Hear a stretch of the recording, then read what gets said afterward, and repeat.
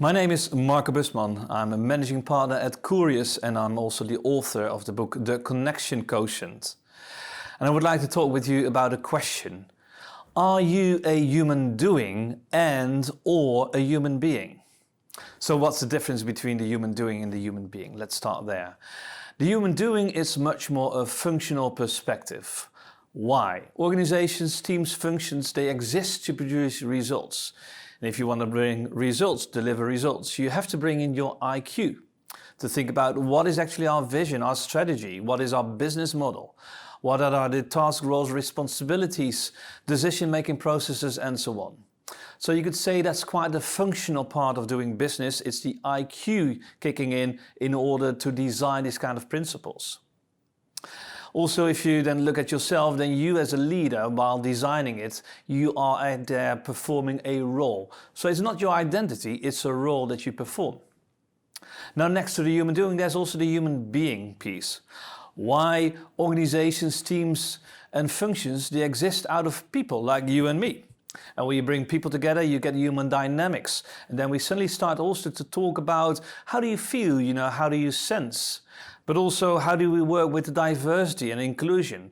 By the way, do we celebrate success and can we have healthy conflicts? So this is next to the functional piece, it's much more relational. Next to the IQ, it's much more EQ. And next to driving results, it's really about creating powerful relationships. Now, what I hope for you is also when I ask you the question is that your answer is, I am both a human doing as well as a human being. So the IQ and EQ, functional, relational, I'm actually paying attention to both of them. Now, reality though is that this is not always true.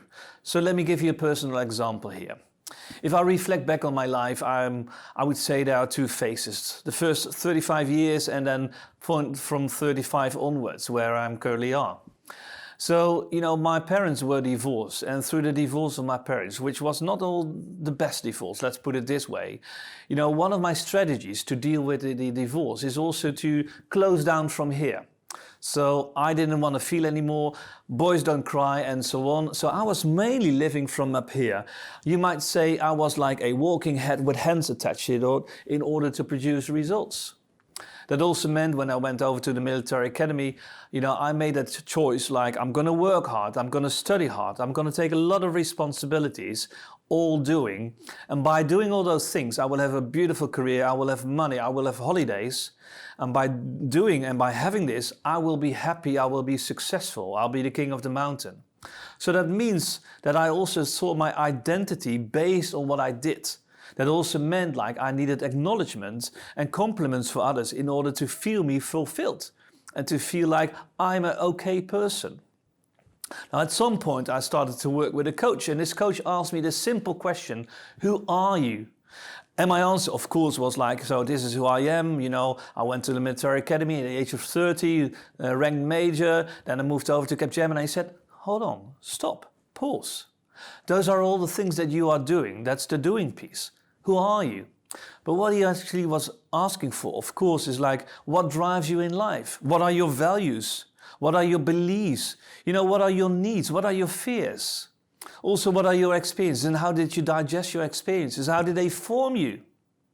So what he actually was doing, he was flipping it around. Rather than do, have, be, he said like, who are you? Who do you want to be?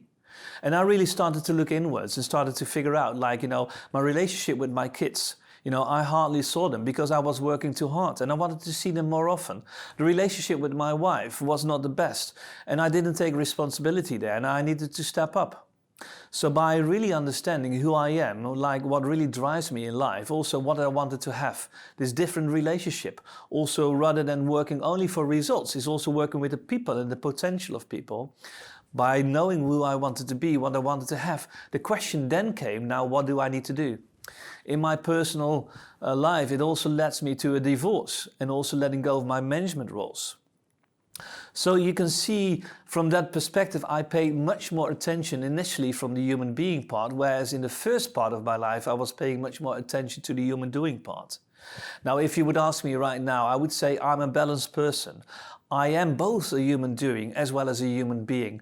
I both balance the functional part as well as the relational part, IQ and EQ. So in the book, The Connection Quotient, I will also work more with this theme of the human doing and the human being. And through all the chapters and the examples and the personal examples as well, I'm going to challenge you and invite you to reflect on your own lives. So again, my question to you is, are you a human doing and or a human being? And I'm curious for your answer.